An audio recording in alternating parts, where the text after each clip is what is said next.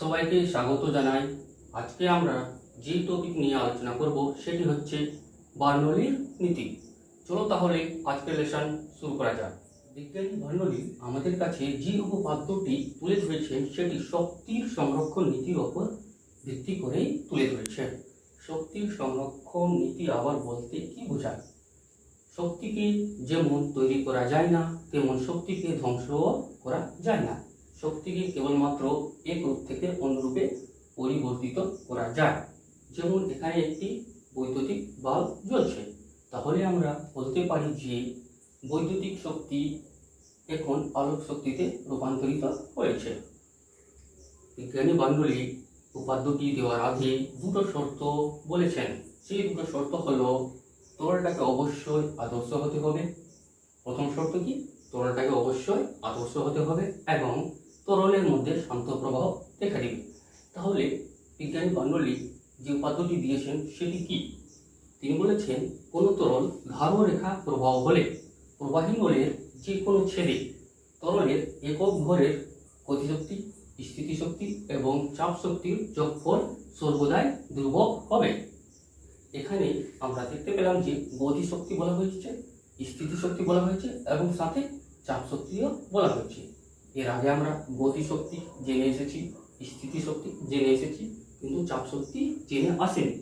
তাহলে এখন আমরা চাপ শক্তি কিভাবে বার করতে হয় তরলে সেটা আমরা বার করব। এবং সাথে গতিশক্তি আমরা জানি এর আগে যে কোনো বস্তুর গতিশক্তি হবে হাফ অফ mv স্কোয়ার।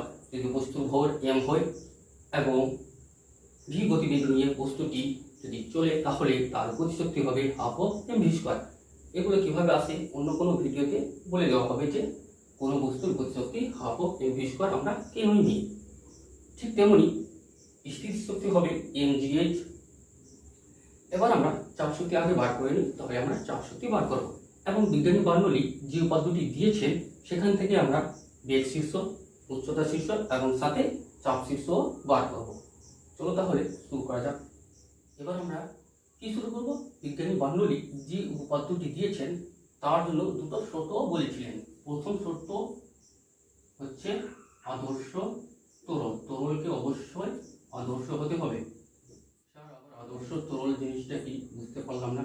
আদর্শ তরল হলো যে তরলের মধ্যে প্রথম বৈশিষ্ট্য আদর্শ তরলের মধ্যে সান্দ্রতা থাকবে না।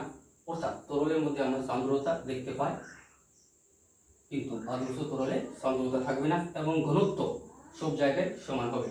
অর্থাৎ আমরা চাপ দিয়ে তরলের আয়তনের কোনো পরিবর্তন করতে পারবো না। তাহলে ঘনত্ব একই থাকবে এবং সান্দ্রতা, তরলের মধ্যে যে সান্দ্রতা থাকে সেটা থাকবে না।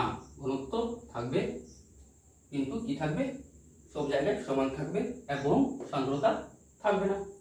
দ্বিতীয় শর্ত ছিল শান্ত প্রবাহ দেখা দিবে। কি প্রবাহ? শান্ত প্রবাহ দেখা দিবে। শান্ত প্রবাহ আবার কি? মনে করো এটি একটি প্রবাহী নল নেওয়া হয়েছে। প্রবাহী নলের এই ছেদের মধ্য দিয়ে তরল প্রবেশ করছে এবং এই ছেদের মধ্য দিয়ে তরল, যে পরিমাণ তরল এই ছেদের মধ্য দিয়ে প্রবেশ করছে সেই পরিমাণ তরল এই ছেদের মধ্য দিয়ে বাইরে বেরিয়ে যাচ্ছে। যদি আমরা বলি যে এখানে m1 ভরের তরল প্রবেশ করছে, তাহলে এখান দিয়ে এই ছিদ্র দিয়ে m1 ভরের তরলই বার হতে হবে। তাহলে ভরের সংরক্ষণ সূত্র প্রযোজ্য হবে। এবার শান্ত প্রবাহ বলতে বোঝায়, মনে করো সি এবং ডি ধরে নিলাম। সি এই ছেদটা, তার নাম দিলাম সি এবং এই ছেদের নাম দিলাম ডি। সি ছেদের মধ্য দিয়ে তরল প্রবেশ করেছে এবং তরলের মধ্যে শান্ত প্রবাহ কিভাবে দেখা দিবে? এই স্তর, মনে করো উপরের একটি স্তর নিলাম, উপরে একটি স্তর নিচ্ছি যার নাম দিয়ে দিচ্ছি কিছু, যার নাম ধরে নাও এক্স, এবং নিচের আরেকটা স্তর নিলাম, এর নাম ধরে নাও ওয়াই। তাহলে এক্স স্তর কখনোই ওয়াই স্তরের সাথে মিশবে না। এক্স স্তর কখনোই ওয়াই স্তরের সাথে মিশবে না। আরো একটা বৈশিষ্ট্য হচ্ছে, মনে করো একটাই অণু নিচ্ছি, একটা অণু ছিল, এই অণুটা এখন এই জায়গায় এসে গেছে। অবশ্যই এর পিছনে আরো অণু থাকবে, এর পিছনে অণু থাকবে, এর পিছনে অণু থাকবে। প্রথম এক্স স্তরের মধ্যে আমরা ক্যালকুলেশন করছি। এক্স স্তর যেটা ছিল ওর মধ্যেই বোঝানো হচ্ছে যে এক্স স্তর, যেমন এই স্তরটা, এক্স স্তরের এই অণুটা এখন এই জায়গায় এসে গেছে, তাহলে একে অনুসরণ করে এর পিছনে অণুগুলো কি করবে, এই অণুকে অনুসরণ করে আবার এগিয়ে যাবে। আবার এর পিছনে যেটা অণু ছিল, মনে করো এই অণুটা এখন কোথায়, এখানে চলে গেছে, তাহলে এই অণুটা যেটা আছে 1 নম্বর 2 নম্বর 3 নম্বর, এবং এটা ছিল ধরে নাও ই দিচ্ছি, তাহলে এই অণুকে অনুসরণ করবে কি 1 নম্বর অণু, আবার 1 নম্বর অণুকে অনুসরণ করবে কি 2 নম্বর, আবার 2 কে অনুসরণ করবে কি 3। তাহলে এইভাবে শান্ত প্রবাহ দেখা দেবে। অর্থাৎ এই রকমের যদি বৈশিষ্ট্য দেখা যায় কোন তরলের মধ্যে, তাহলে আমরা বলতে পারবো যে তরলে শান্ত প্রবাহ দেখা দিচ্ছে। আদর্শ তরল আমরা জেনে নিলাম, শান্ত প্রবাহ জেনে নিলাম। এবার আমাদের তরলের যে কোনো বিন্দুতে গতিশক্তি, স্থিতিশক্তি এবং চাপ শক্তি বার করতে হবে।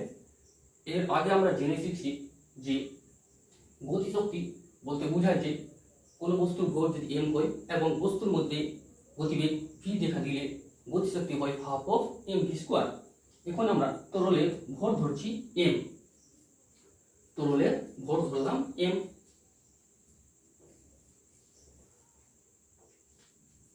প্রথমত আমাদের গতিশক্তি বার করতে হবে।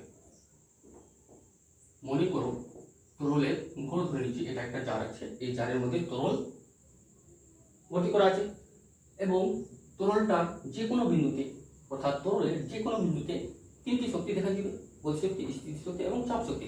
তাহলে প্রথমে আমরা গতিশক্তি বার করছি। তো m ভরের তরলের উপর গতিশক্তি হলো হাফ mv স্কয়ার। m বলতে এখানে ভর, v বলতে এখানে গতিবেগ। তাহলে একক ভরে তরলের গতিশক্তি কত হবে? আমরা বলতে পারবো অবশ্যই হাফ অফ ভি স্কয়ার, কারণ আমরা m ইকুয়াল টু 1 একক ধরে নিয়েছি। তাহলে হাফ অফ ভি স্কয়ার হবে। এবার যদি কেউ আমাদের বলে একক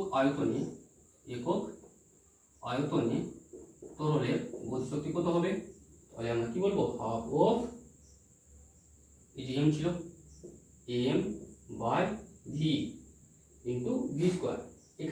এখানে যে v আছে বড় হাতের v নিয়েছি আর এটা ছোট হাতের নিয়েছি। মনে করো এটা ছোট হাতের v আছে, এভাবে দিয়ে দিলাম, এবং এটা বড় হাতের v। আমরা অবশ্যই জেনে এসেছি ঘনত্ব সমান সমান ভর বাই আয়তন, ভর বাই কি আয়তন। তাহলে এখানে ভর হচ্ছে m এবং আয়তন হচ্ছে বড় হাতের v। ভর হচ্ছে m এবং আয়তন হচ্ছে বড় হাতের v। তাহলে ঘনত্ব পেয়ে গেলাম, আর ঘনত্বকে আমরা রো দিয়ে ডিনোট করব। একক আয়তনে তরলের গতিশক্তি পেয়ে গেলাম আমরা half of rho V square. কি পেলাম? Half of rho V square. এবং আমরা একক ভরে তরলের গতিশক্তি পেলাম হাফ অফ ভি স্কয়ার। এবার আমাদের স্থিতি শক্তি বার করতে হবে।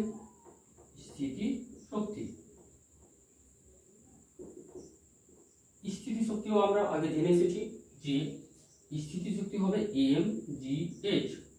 mgh। m হলো বস্তু ভর, g হলো অভিকর্ষজ ত্বরণ, h হলো উচ্চতা। তাহলে m ভরের বস্তুর ওপর যে পরিমাণ স্থিতি শক্তি লাগবে সেটা হচ্ছে mgh। এবার যদি আমাদের বলে যে একক ভরে তরলের স্থিতি শক্তি কত হবে, একক ভরে তরলের স্থিতি শক্তি,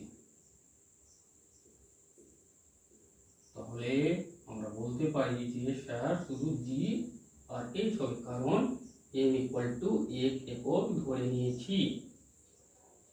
এবার যদি একক আয়তনে বার করতে বলে, একক আয়তনে তরলের স্থিতি শক্তি, তাহলে আমরা কি বার করব, ঘনত্ব। কারণ m বাই v সমান সমান কত হয়, রো। m কে আমরা v দিয়ে যখনই ডিভাইড করব অর্থাৎ ভাগ করব তখন আমরা কি পাবো, ঘনত্ব। তাহলে রো তাহলে লিখে দিচ্ছি এম বাই বড় হাতের ভি, এটা হচ্ছে আয়তন, এম হচ্ছে ভর, জি এইচ, তাহলে স্যার আমরা পেয়ে গেলাম রো জি এইচ। একক আয়তনে তরলের স্থিতি শক্তি পেয়ে গেলাম রো জি এইচ, এবং একক ভরে তরলের স্থিতি শক্তি পেলাম জি এইচ। স্থিতি শক্তি আবার কি, মনে করো কোনো একটা বস্তু পৃথিবীর পৃষ্ঠে আছে এবং এই বস্তুর ওপর যে স্থিতি শক্তি থাকবে, যখন বস্তুটাকে একটা দেওয়ালের ওপর রেখে দেওয়া হবে তখন বস্তুর ওপর স্থিতি শক্তি বৃদ্ধি পেয়ে যাবে, অর্থাৎ বস্তুর ওপর স্থিতি শক্তি বৃদ্ধি পাবে। এখানে বস্তুর ওপর স্থিতি শক্তি কম, এবং যখনই উচ্চতা দিয়ে দেওয়া হচ্ছে বস্তুকে তখন স্থিতি শক্তি বেড়ে যাচ্ছে বস্তুর। আমরা স্থিতি শক্তিও জেনে নিলাম, গতি শক্তিও জেনে নিলাম। এবার আমাদের জানতে হবে চাপ শক্তি।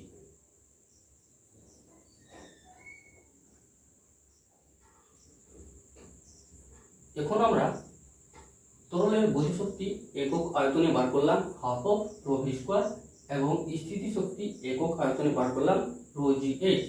এবার আমাদের চাপ শক্তি বার করতে হবে একক আয়তনে এবং একক ভরে, half of M V square.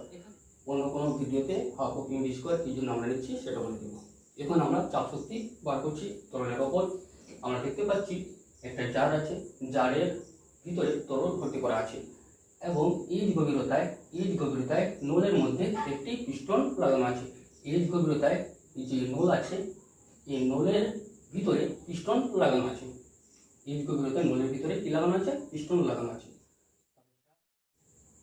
পিস্টনের কি ক্ষেত্রফল তো থাকবেই অবশ্যই, তাহলে আমরা বলবো যে এইচ গভীরতায়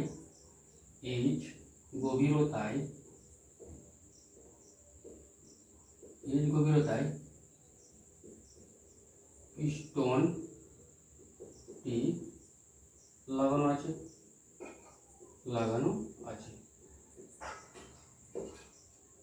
এবার আমরা কি বলবো? অতএব পিস্টনের প্রস্থচ্ছেদের ক্ষেত্রফল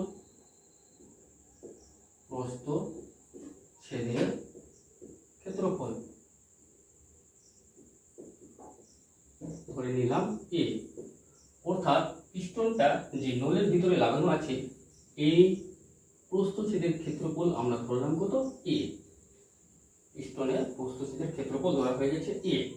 এবার এই গভীরতায় যে পিস্টনটা লাগানো আছে এই পিস্টনের প্রস্থচ্ছেদের ক্ষেত্রফলের ওপর তরল কিছু পরিমাণ চাপ দিবে, অবশ্যই চাপ দিবে। তাহলে আমরা ধরবো যে পিস্টনের ওপর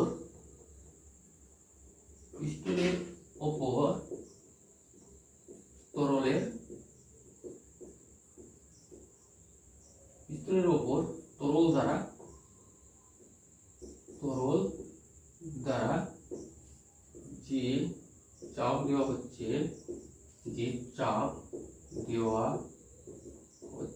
একদম সহজ ভাষায় যে চাপ দেওয়া হচ্ছে সেটি হলো পি। তাহলে আমরা এখান থেকে বলতে পারি যে তরলের চাপ হচ্ছে পি এক কথায়। তাহলে আমরা এটাই লিখে নিচ্ছি, তরলের চাপ কত? এইচ গভীরতায় তরলের চাপ হচ্ছে পি। তরলের চাপ পেয়ে গেলাম, পিস্টনের প্রস্থচ্ছেদের ক্ষেত্রফল পেয়ে গেলাম। তাহলে পিস্টনের ওপর তরল কিছু বল প্রয়োগ করবে, অবশ্যই বল প্রয়োগ করবে। সেই বল কত আছে সেটা আমরা বার করে নিচ্ছি। আমরা অবশ্যই জানি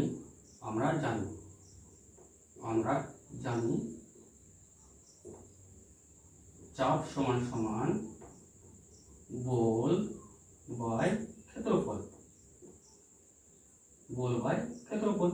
তাহলে পিস্টনের ওপর যে চাপ প্রয়োগ করা হচ্ছে সেটা হলো পি। বল বার করব, ক্ষেত্রফল। পিস্টনের ওপর চাপ প্রয়োগ করা হচ্ছে, অর্থাৎ পিস্টনের প্রস্থচ্ছেদের ক্ষেত্রফলের ওপর চাপ প্রয়োগ করা হচ্ছে, তাহলে ক্ষেত্রফল এ।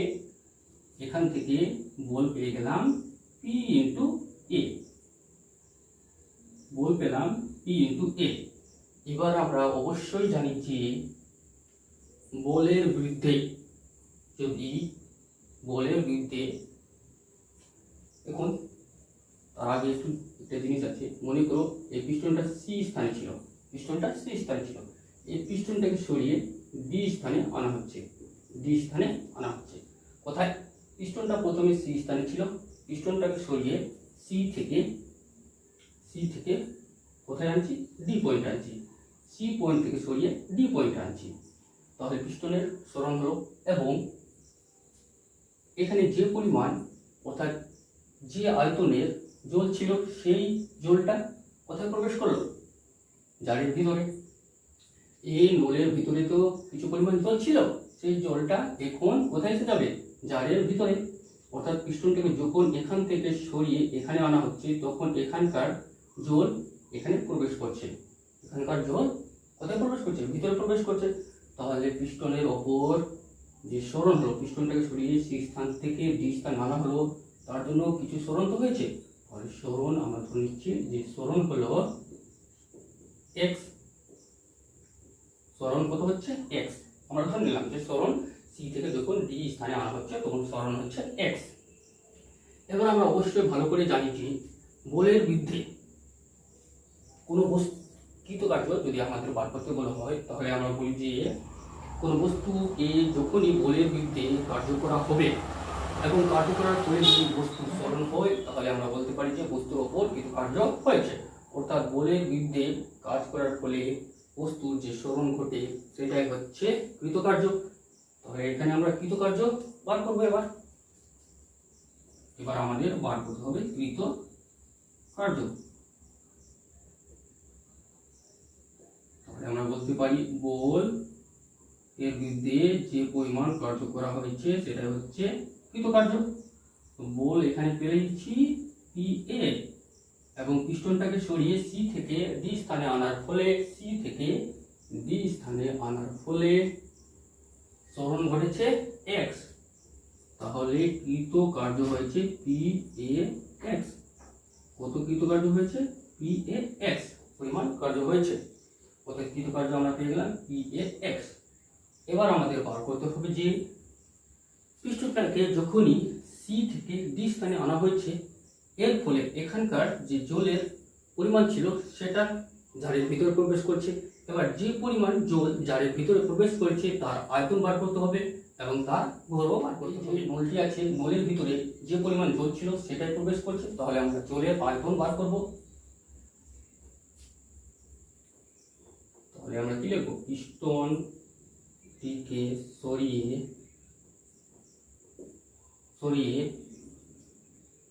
আনার ফলে যে পরিমাণ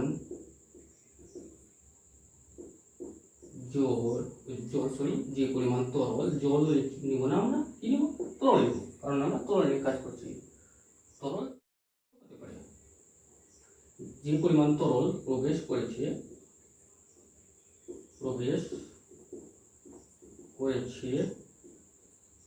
সেই পরিমাণ তরলের আয়তন।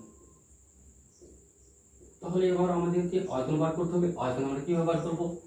এখানে যে নলটা লাগানো আছে, এই নলটাকে যখনই আমরা এইভাবে দেখব খাড়া করে, এবং পিস্টনটা এখানে ছিল, মনে করো এই জায়গায় পিস্টনটা লাগানো ছিল, এটাকে মিটিয়ে দিলাম, পিস্টনের যে অংশ আছে ওই অংশকে সরিয়ে দিলাম। আমরা দেখতে পাবো যে এটা একটি চোঙের মতো দেখা দিচ্ছে, অর্থাৎ চোঙের মতো দেখতে লাগছে। চোঙের মতো যদি দেখতে লাগে তাহলে আমরা জানি চোঙের আয়তন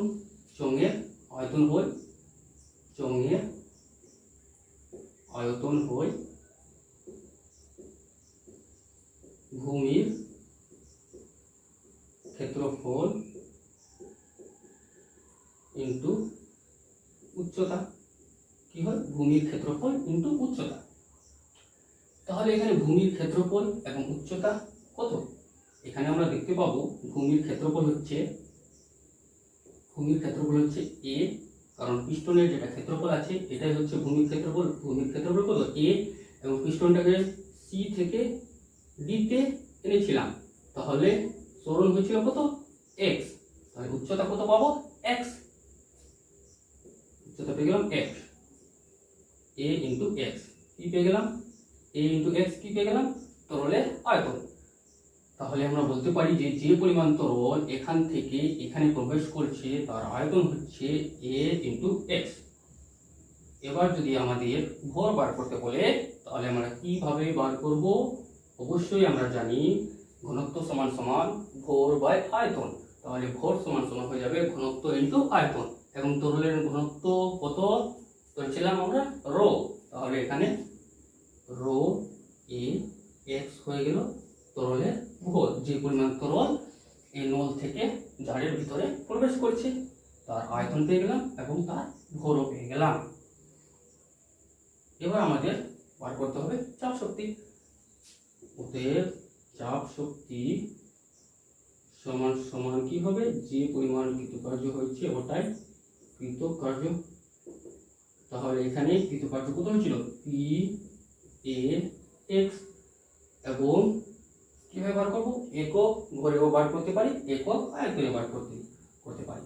একক আয়তনে যখনই আমরা লিখবো তখন এ এক্স দিয়ে ভাগ হবে। তাহলে চাপ শক্তি আমরা পেয়ে গেলাম পি। এবং যখন আমরা একক ভরে এটা একক আয়তনে, এটা হচ্ছে একক আয়তনে চাপ শক্তি তরলের একক ভরে চাপ শক্তি যখনই আমরা বার করবো তখন পি এ এক্স কে আমরা কত দিয়ে ভাগ করবো?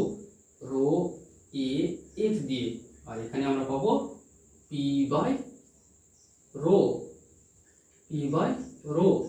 তাহলে একক ভরে তরলের চাপ শক্তি পেয়ে গেলাম পি বাই রো। পিস্টনটাকে যখন সি থেকে ডি পয়েন্টে নিয়ে যাওয়া হচ্ছে তখন পিস্টন থেকে যে পরিমাণ তরল পাত্রের ভিতরে প্রবেশ করেছে সেই তরলের যা ভর হবে সেটাই সেই তরলের স্থিতিশক্তি হিসাবে থাকবে। এবার বিজ্ঞানী বার্নৌলি যে পদ্ধতি দিয়েছেন সেখানে তিনি বলেছেন কোন তরল ধাররেখা প্রবাহ হলে প্রবাহী নলের যে কোনো ছেদে একক আয়তনে অথবা আমরা একক ভরেও বলতে পারি, অর্থাৎ তরলের একক ভরে গতিশক্তি, চাপ শক্তি এবং স্থিতি শক্তির যোগফল সর্বদাই ধ্রুবক হবে। ঠিক একইভাবে আমরা বলতে পারি তরলের একক আয়তনে গতিশক্তি, স্থিতি শক্তি এবং চাপ শক্তির যোগফল সর্বদা ধ্রুবক হবে। এখান থেকে আমরা বেগ শীর্ষ, উচ্চতা শীর্ষ এবং চাপ শীর্ষ বার করব। তাহলে শুরু করছি। এবার বেগ শীর্ষ, উচ্চতা শীর্ষ এবং চাপ শীর্ষ বার করা। কি? একক আয়তনে কি হবে?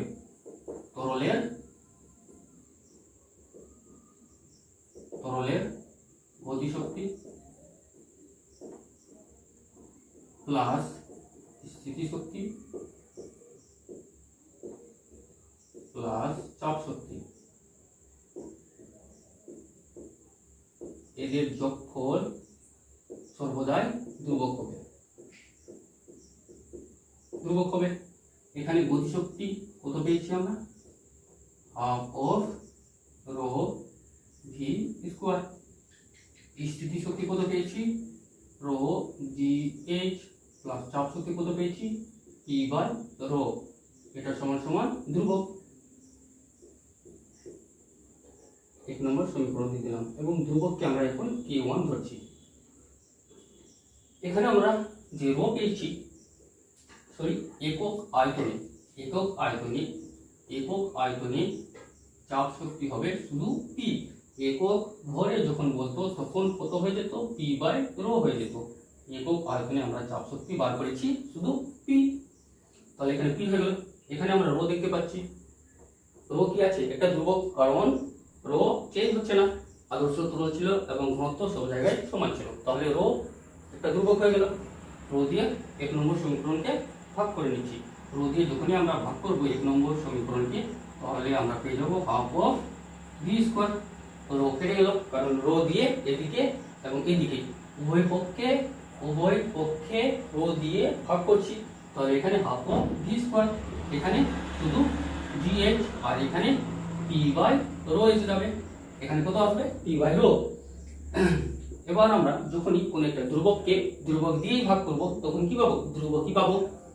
তখন আমরা কি পাবো? ধ্রুবকই পাবো। তাহলে এখানে আরেকটা ধ্রুবক এসে গেল। আর এই ধ্রুবককে একটু ধরে নিলাম মনে মনে। দ্বিতীয় নম্বর সমীকরণ আমরা পেয়ে গেলাম। এখন আমরা এটাও দেখতে পাচ্ছি যে এখানে জি, এখানে জি জি হচ্ছে অভিকর্ষীয় ত্বরণ এবং এটাও একটি ধ্রুবক। এটাও কি আছে? ধ্রুবক আছে। তাহলে আমরা দ্বিতীয় নম্বর সমীকরণকে এবার কি করব? জি দিয়ে ভাগ করব, অর্থাৎ বাম দিক এবং ডান দিকে উভয় পক্ষে আমরা জি দিয়ে ভাগ করব। জি দিয়ে যখনই আমরা ভাগ করব তখন আমরা পাবো 1/2g ইন্টু ভি স্কোয়ার।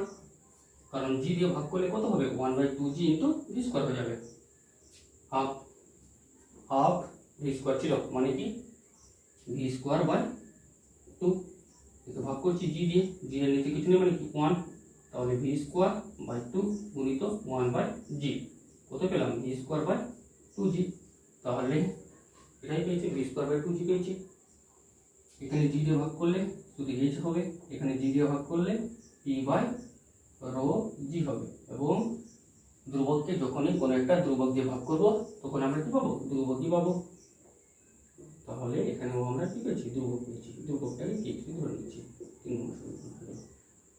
এটাকে যদি ভালো করে লেখা হয় তাহলে কি হবে? V square by 2g। এটাকে যদি আমরা ভালো করে লিখি তাহলে কত হবে? V square by 2g। আর ভি স্কোয়ার বাই 2g হচ্ছে বেগ শীর্ষ, কি হচ্ছে? বেগ শীর্ষ। এইচ হচ্ছে উচ্চতা শীর্ষ, উচ্চতা শীর্ষ। এবং পি বাই রোজি হচ্ছে চাপ শীর্ষ, চাপ শীর্ষ।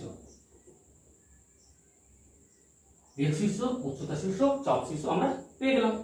বিজ্ঞানী বার্নৌলি উপাত্তে বলেছেন যে শক্তির সংরক্ষণ হবে।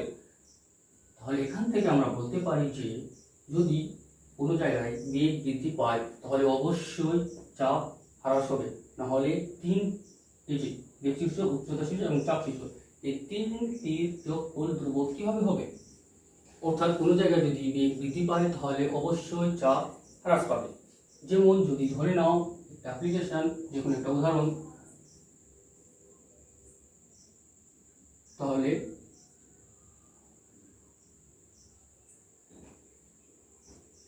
এরকম একটা বাড়ি নেওয়া হয়েছে।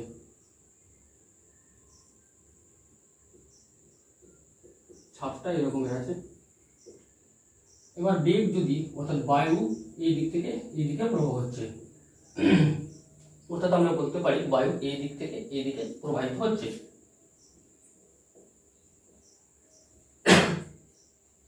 তাহলে বায়ুকে কিভাবে যেতে হবে? এখানকার যেটা বায়ু আছে এভাবে যাবে, এইভাবে গিয়ে এখানে আসার পর তারপরে এইভাবে যাবে। আর এইখানকার যেটা বায়ু আছে ওটা সোজাসুজি চলে যাবে, এইভাবে যাবে অবশ্যই। তাহলে আমরা দেখতে পাচ্ছি যে এই দিকে যেটা বায়ু আছে এই দিকের বায়ুকে বেশি দূরত্ব অতিক্রম করতে হচ্ছে। মনে করো একটা স্থান আছে এ, একটা স্থান আছে বি, এইভাবে একটা রাস্তা আছে এবং এইভাবে একটা রাস্তা আছে। এখানে দুজন দাঁড়িয়ে আছে। মনে করো পাটটা AM হচ্ছে এখানে, এবং এই স্থান থেকে বি স্থানে যেতে 2 ঘন্টার সময় লাগছে এবং 2 ঘন্টায় পৌঁছাতে হবে, 2 ঘন্টায় কি পৌঁছাতে হবে। তাহলে যে ব্যক্তি এই রুট দিয়ে যাবে তাকে অবশ্যই কম দূরত্ব অতিক্রম করতে হচ্ছে, এবং যে ব্যক্তি এই রুট দিয়ে যাবে তাকে অবশ্যই বেশি দূরত্ব অতিক্রম করতে হবে। এবং দুজনকে একই টাইমে যদি পৌঁছাতে হয় তাহলে কার বেগ বৃদ্ধি করতে হবে? এই রুট দিয়ে যে যাচ্ছে তার বেগকে বৃদ্ধি করতে হবে। তাহলে অবশ্যই আমরা বলতে পারি যে এই বায়ুটা বেশি বেগ নিয়ে এইদিকে যাচ্ছে, এদিক থেকে এইদিকে যাচ্ছে। তাহলে এখানে উপরে আমরা পেলাম যে বেগ বৃদ্ধি হয়ে গেছে, বেগ বেশি।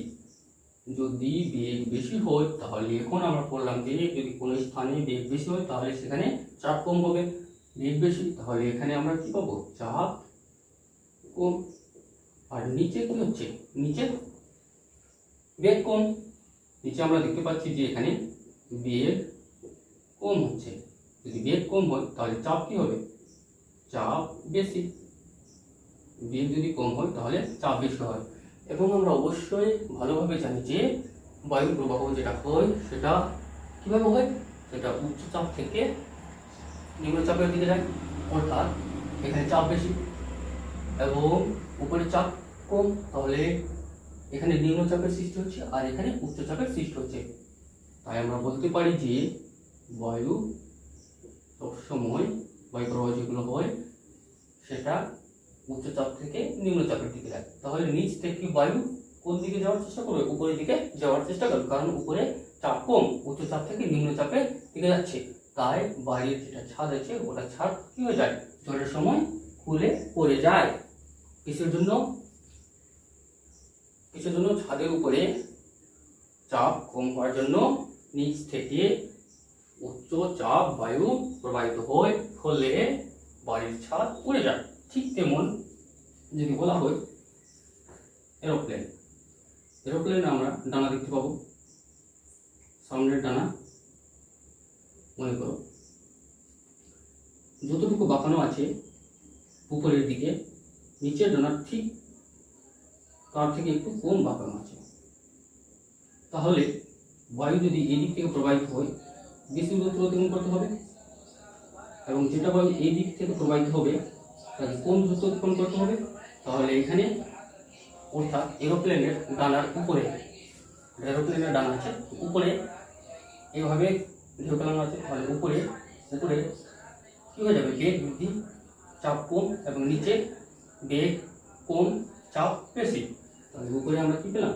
বেগ বেশি, তাহলে চাপ কম, আর নিচে বেগ কম, তাহলে চাপ বেশি।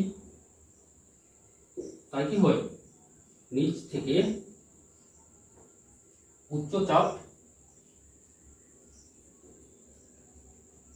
নিম্নচাপের দিকে এগিয়ে যায়, উচ্চ চাপ যুক্ত বায়ু কি নিম্নচাপের দিকে এগিয়ে যায়, নিম্নচাপ যুক্ত বায়ুর দিকে এগিয়ে যায়। তাহলে ডানার উপরে একটা বল প্রয়োগ হয় এবং উড়োজাহাজটি এইভাবে উপরের দিকে উড়ে যায়। কারণ কি করছে?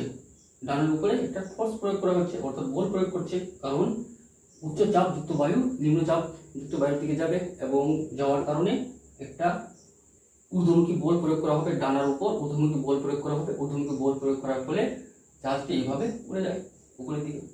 তাহলে আমরা বার্নৌলির উপাত্তের সাহায্যে কয়েকটা উদাহরণ দেখে নিলাম। এবার যে লাস্ট উদাহরণটা আসলো সেটা হচ্ছে যখন আমরা কোনো কিছুর ওপর, মনে করো একটা পাইপ আছে, সেই পাইপ দিয়ে জল বের হচ্ছে, তো পাইপের অগ্রভাগকে আমরা কি করি? অনেক সময় চেপে ধরি। চেপে ধরার কারণে জলটা বেশি দূরে যে স্থানে পড়ছিল তার থেকে বেশি দূরত্বে গিয়ে পড়ছে। এটা কিভাবে হয়? সেটা আমরা বার্নৌলির উপাত্তের সাহায্যেই বুঝব। এটা অন্য কোনো দিন অন্য কোনো সময়ে দেখে দেওয়া হবে কি জন্য জলটা বেশি দূরত্বে গিয়ে পড়ছে। আশা করছি সবাই বুঝতে পেরেছ। যদি কোথাও কোনো ডাউট থাকে তাহলে কমেন্ট বক্সে কমেন্ট করে জানিয়ে দিও। Thank you.